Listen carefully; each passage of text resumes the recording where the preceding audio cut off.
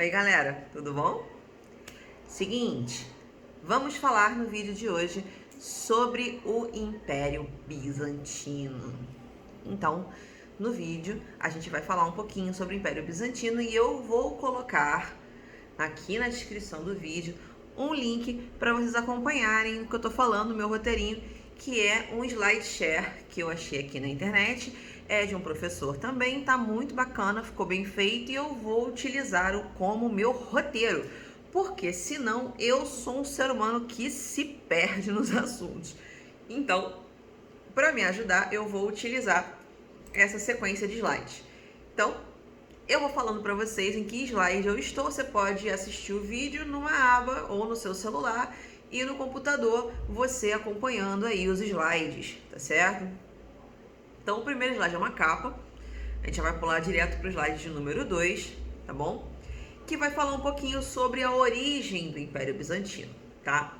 O Império Bizantino, ele vai surgir quando Constantino I decide construir uma cidade, sobre uma cidade grega, né? A cidade grega de Bizâncio, uma nova capital, ou seja, a capital para o Império Romano. Constantino vai enviar aí arquitetos e arquimensores para remodelar a cidade. Essa cidade vai ser inaugurada no dia 11 de maio do ano de 330 depois de Cristo.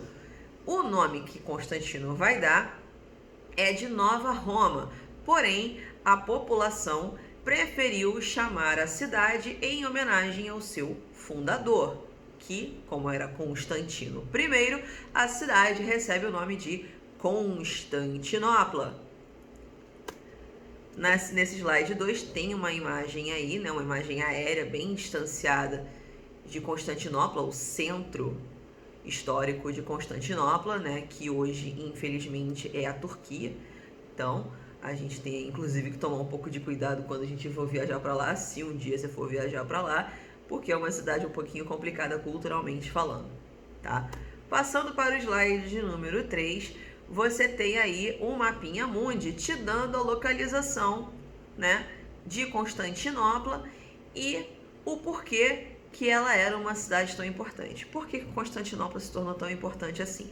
Porque como ela era uma cidade que ficava entre dois grandes continentes e continentes esses que comercializavam entre si, rapidamente Constantinopla se tornou um centro comercial, onde você vai ter aí pessoas que vêm da Ásia em direção a comercializar com a Europa e vice-versa, pessoas que vêm da Europa para comprar produtos asiáticos, tá bom?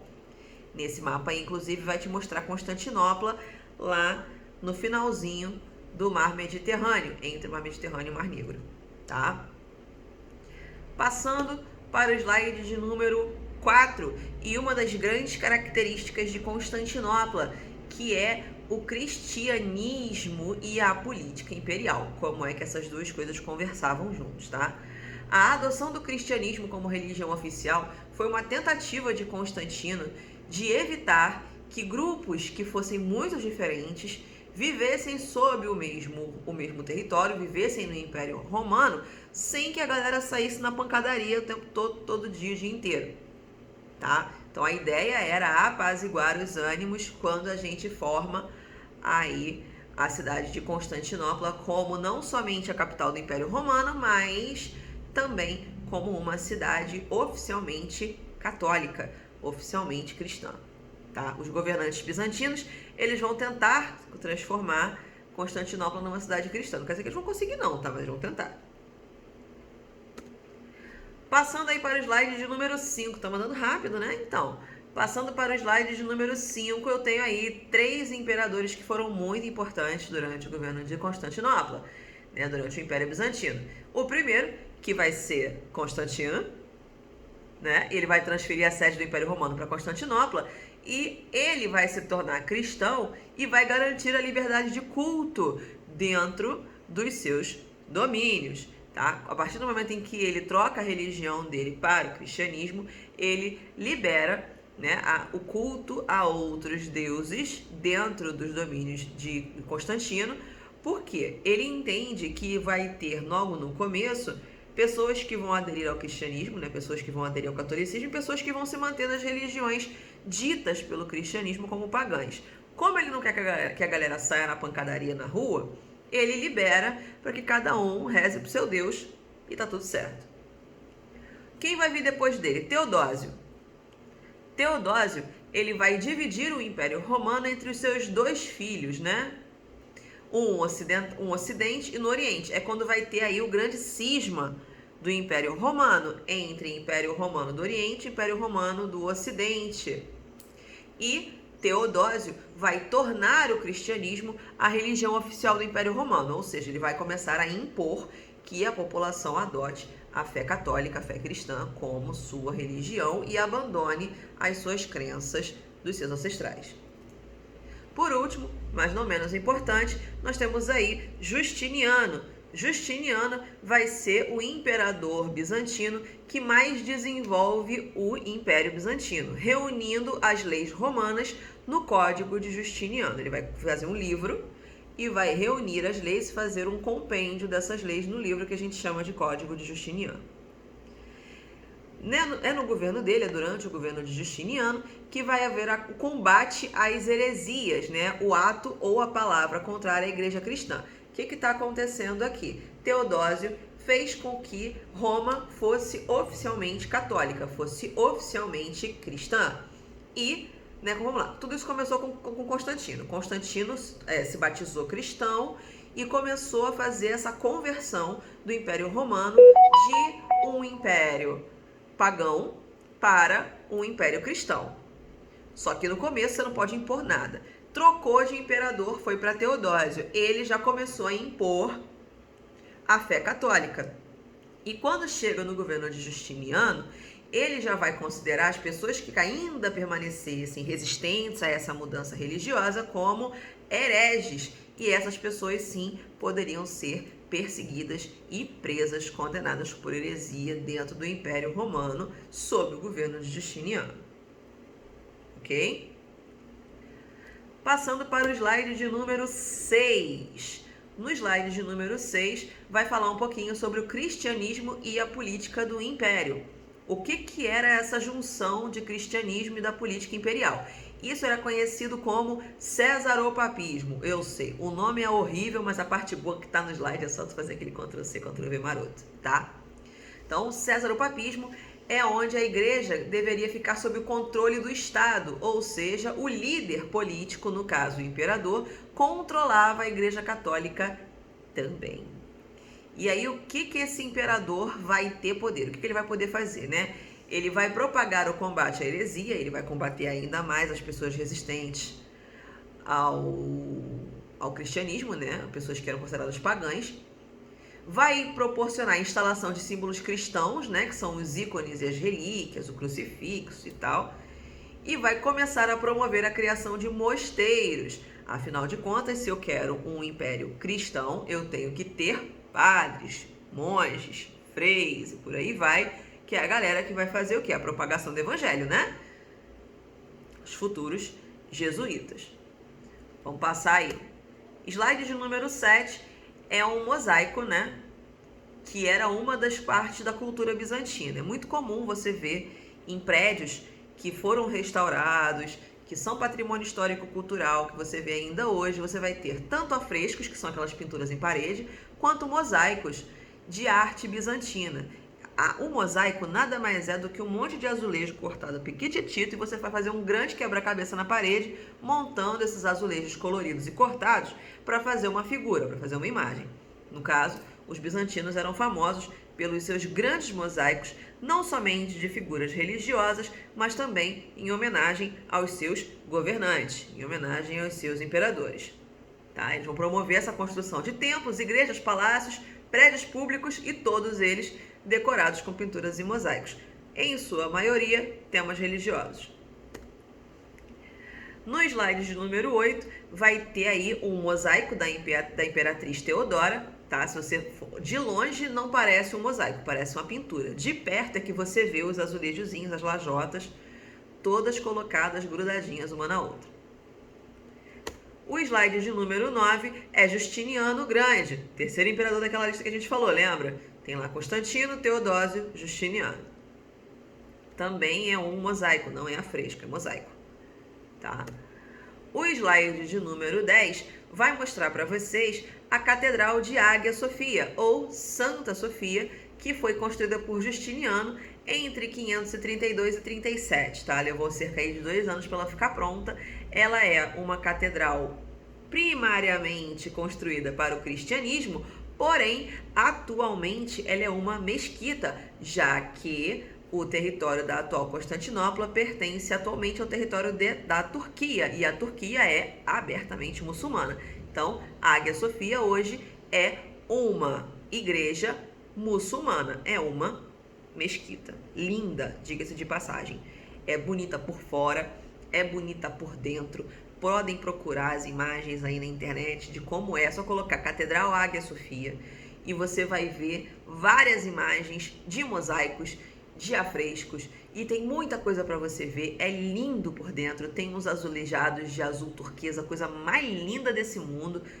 Vejam, procurem na internet e vejam, porque vale muito a pena, tá? É um patrimônio que para mim devia ser considerado uma maravilha do mundo antigo, sem a menor sombra de dúvidas, porque é muito, muito, muito bonito. Slide de número 11 vai falar um pouquinho sobre o esplendor bizantino, ou seja, os tempos áureos aí, o tempo de maior esplendor de Bizâncio. O auge desse império vai ser atingido no reinado de Justiniano, entre 527 e 565, onde ele tenta reconquistar o poder, que o Império Romano havia perdido no Ocidente. Lembrando que no governo de Justiniano, pós-Teodósio, o Roma tinha sofrido o cisma. Roma tinha se dividido em 2 impérios, o Império Romano do Ocidente e o Império Romano do Oriente, e Justiniano comandava o Império Romano do Oriente, e ele vai começar a fazer empreitadas para reorganizar e aglutinar novamente o Império Romano sob uma única bandeira, a dele. Então, durante seu governo, Justiniano recupera grande parte do que foi o Império Romano do Ocidente, ele vai conseguir conquistar a maior parte do que era antes tudo Roma. Vai ser criado o Código de Justiniano, no qual atualizou as normas jurídicas romanas e organizou num conjunto de livros, como eu havia dito, ele fez um compilado dessas leis. Vai promover a construção de fortificações e de edifícios. É Justiniano que vai brincar dessa coisa aí de planejar a cidade, uma cidade organizada e planejada para que seu espaço tenha o máximo de aproveitamento, graças a Deus. Slide de número 12 vai falar um pouquinho sobre o movimento iconoclasta. O que é um movimento iconoclasta?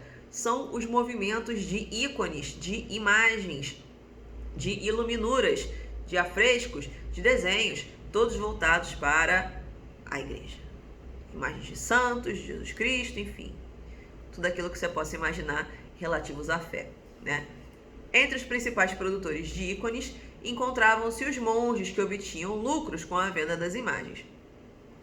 Eles ganhavam dinheiro com essa venda também e tinham forte poder de manipulação sobre a sociedade, haja visto que, nessa época, tudo era explicado pela Igreja Católica. Então, se tudo era explicado pela Igreja Católica, inclusive eles poderiam dizer que eles estão vendendo aí o crucifixo abençoado de Jesus Cristo para te proteger contra os demônios, para que você não seja possuído, porque naquela época a pessoa esquizofrênica era dita como possuída.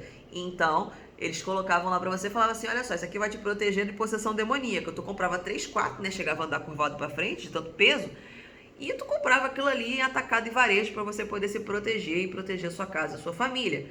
Óbvio que aquilo era só um objeto, mas como a Igreja Católica era detentora de todo conhecimento da época, eles vendiam aquilo como objeto sagrado, e a iconoclastia, ela durou durante muito tempo, até o Renascimento Cultural e a Reforma Religiosa no século XV depois de Cristo. Nós estamos falando de 500 e pouco aqui, ou seja, ainda vai durar muito tempo.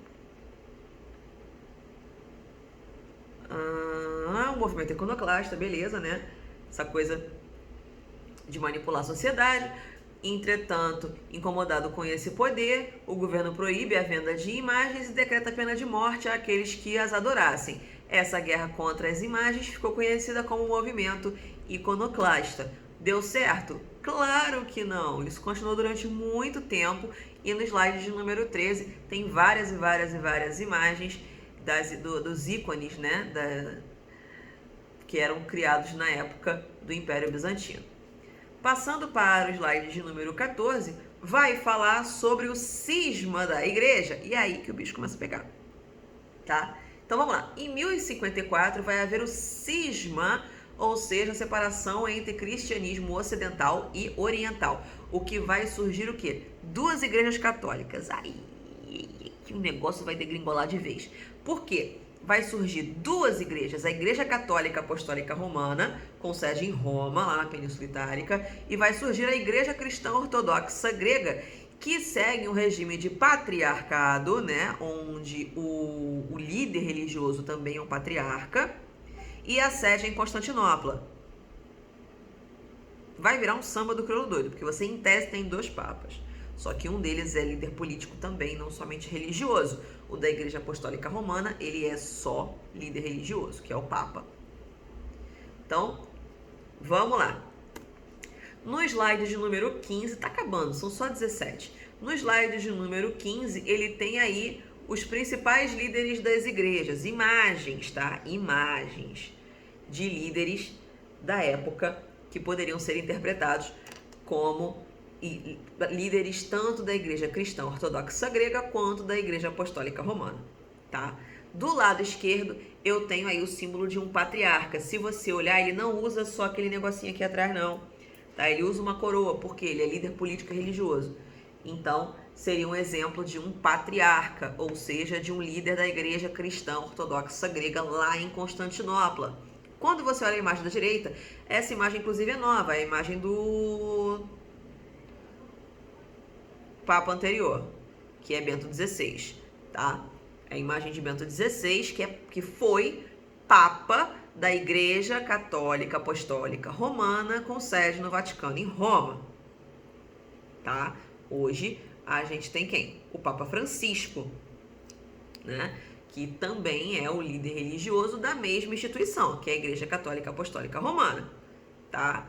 Geralmente, os cargos de papa, eles são vitalícios e hereditários. Eles são vitalícios, né? O cara é papa enquanto estiver vivo, a menos que ele resolva sair por livre e espontânea vontade. Ninguém vai forçar ele a sair, não, tá? O Bento XVI, ele saiu por livre e espontânea vontade, e aí no conclave foi eleito